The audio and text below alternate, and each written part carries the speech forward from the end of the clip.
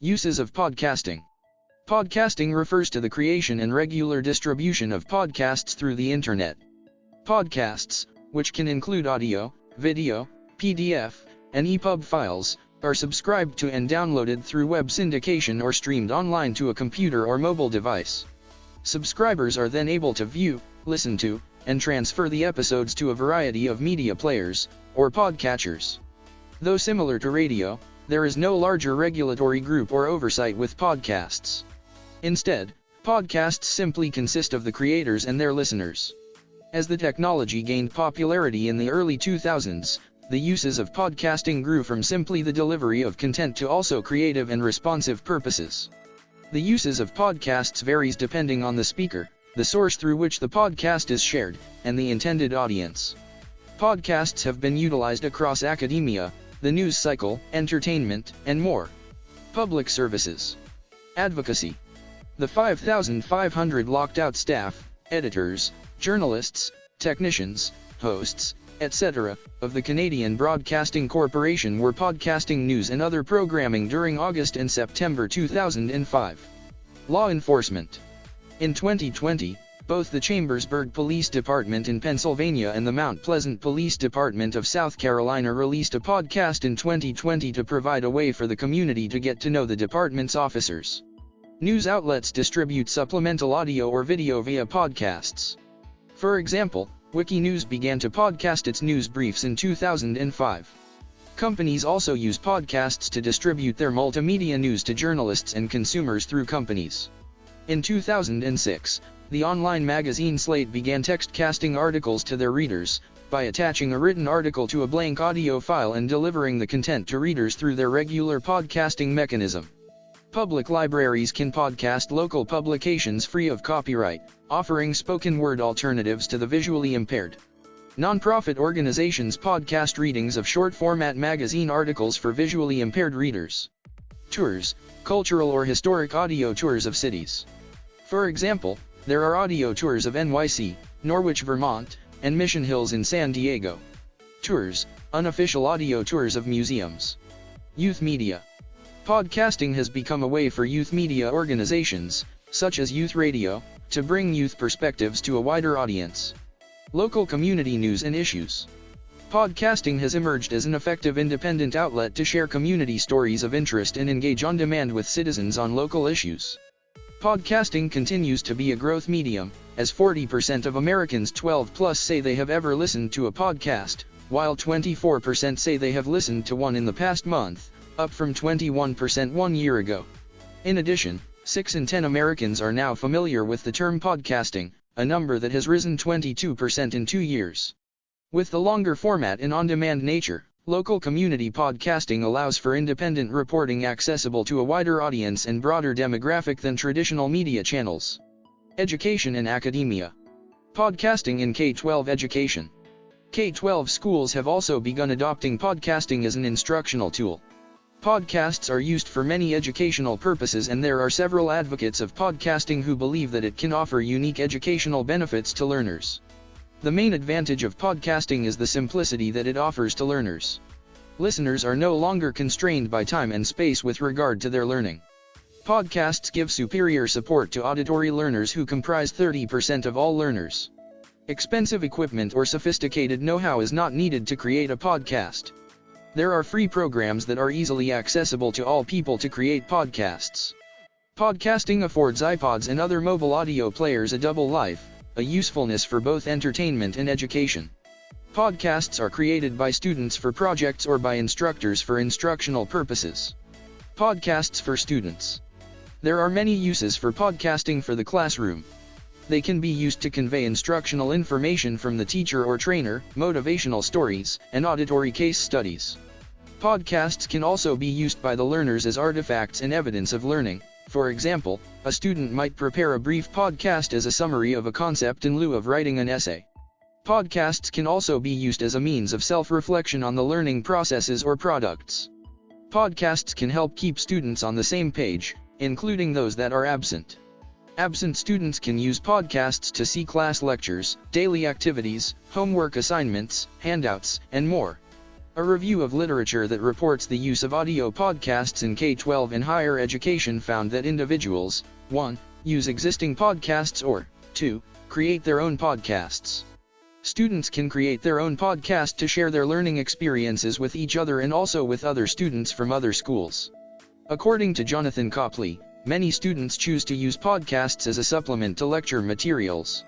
Before classes, students use podcasts to gain an overall understanding of the upcoming lecture, which makes them feel more confident and much more prepared for the class. The use of podcasts better prepares students for classes and promotes discussions. The download of podcasts peaks both immediately after a podcast has been uploaded and right before examinations or deadlines. Students use podcasts as part of their review for exams because it provides different methods of reinforcement of course material. This includes 1. Visual reinforcement of material, 2. Testing of their knowledge base, and 3. Adding variety to the review experience. In addition, students who missed the lecture because of sickness or other reasons can use podcasts to catch up on their notes. Students learn better when they have a teacher present the materials, rather than going over other people's notes. Finally, students with disabilities and students who do not speak English as their first language use podcasts because they can listen to the material repeatedly.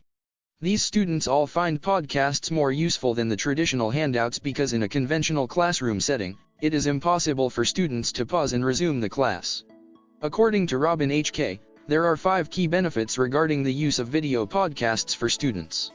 Students can control the pace of their own studies. Increase in motivation. Improvement in study habits. Positive impact on testing skills. Does not reduce class attendance.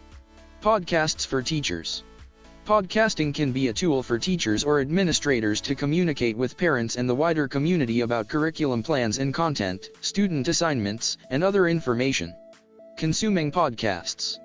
Apple Incorporated introduced iTunes U, a nationwide expansion of a service that puts course lectures and other educational materials online and on the go via Apple's iTunes software.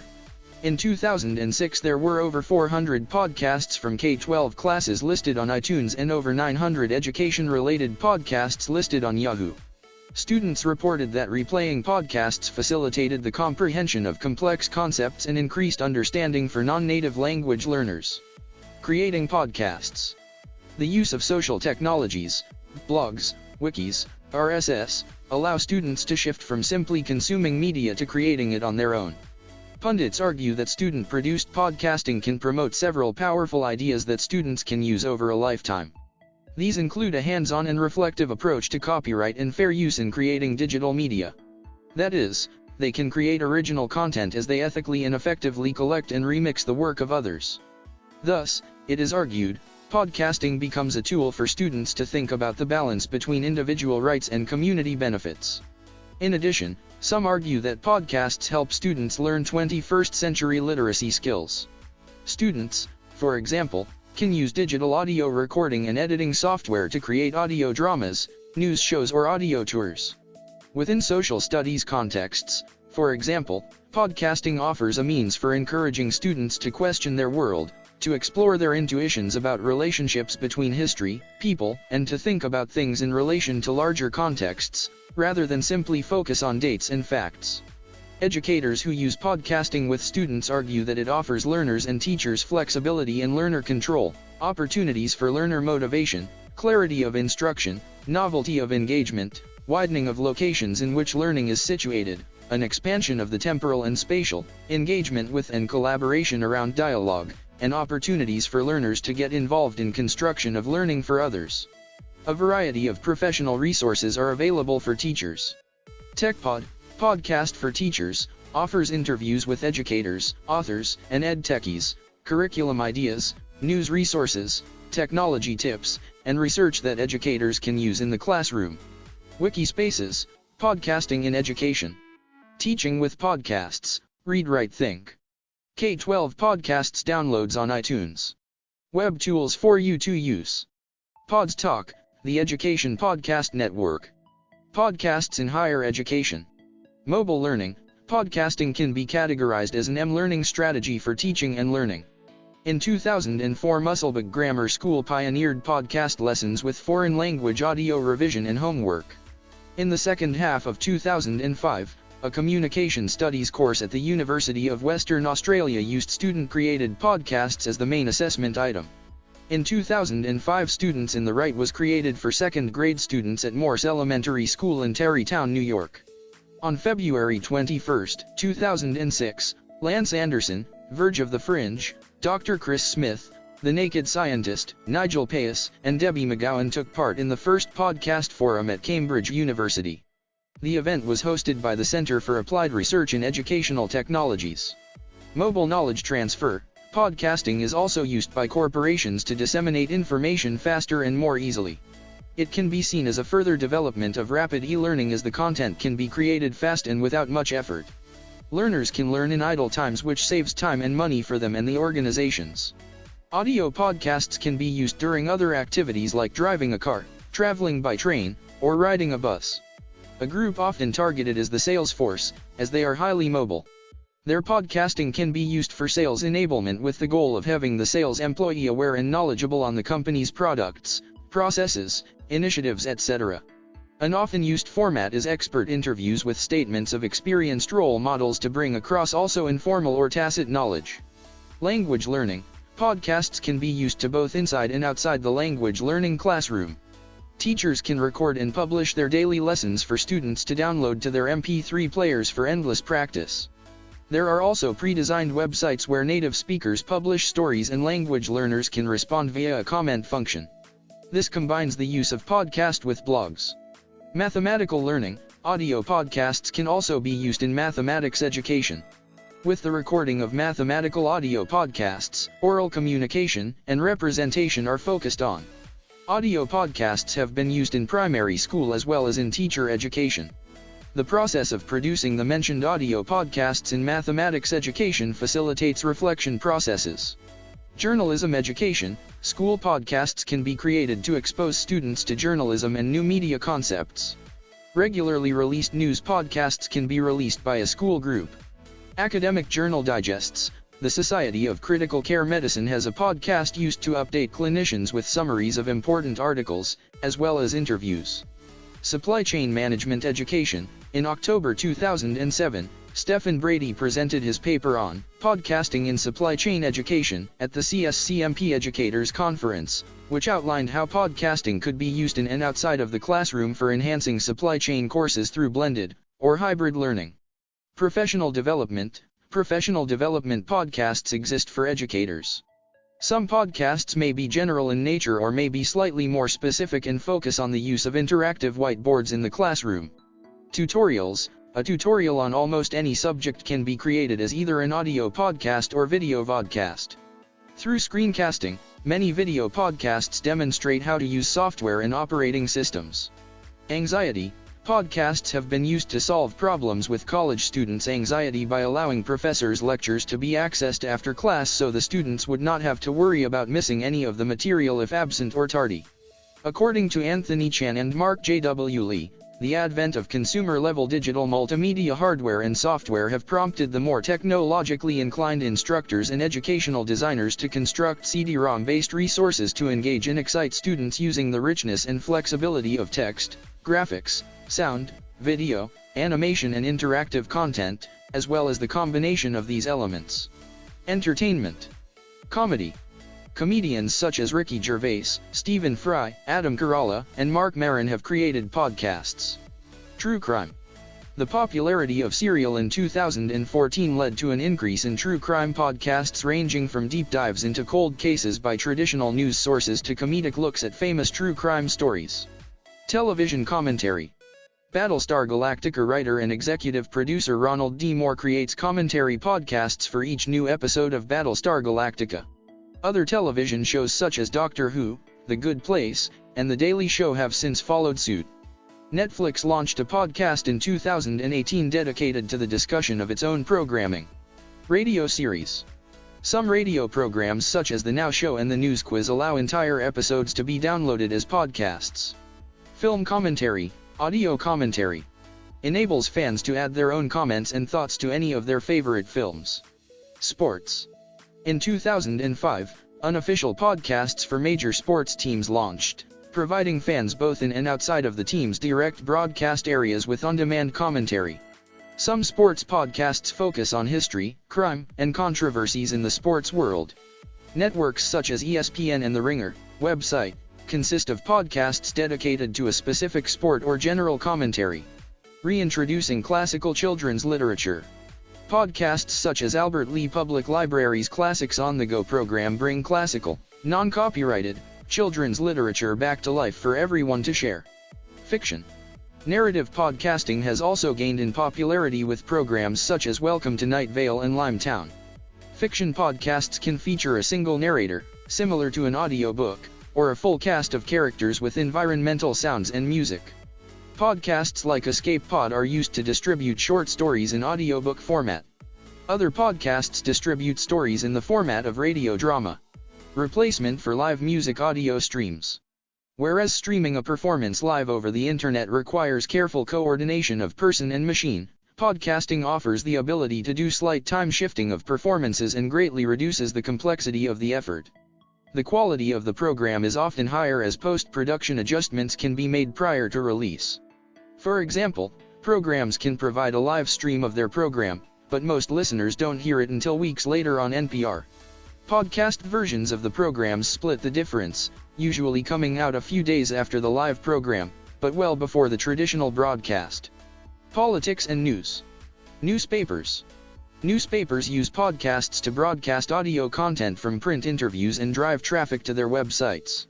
The San Francisco Chronicle is believed to be the first major daily newspaper to start podcasting using an external website, in February 2005.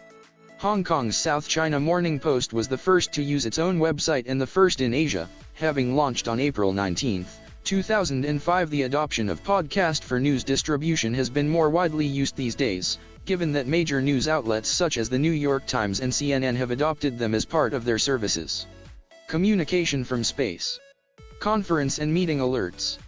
Podcasts can be packaged to alert attendees to agendas, hosted roundtables and daily feedback. In the U.S., both major political parties have various podcasts, as do numerous politicians. One popular podcast is the White House RSS feed that provides the public with President weekly addresses, White House speeches, White House press briefings and White House features. Several other political personalities have also had podcasts that explore political themes, such as Vermont Senator Bernie Sanders, and famous actor, comedian, and activist Russell Brand. Many have found podcasts to be a great forum for social and political commentary. Many large news outlets have started podcasts in recent years, including The Spectator, The Atlantic, and BBC.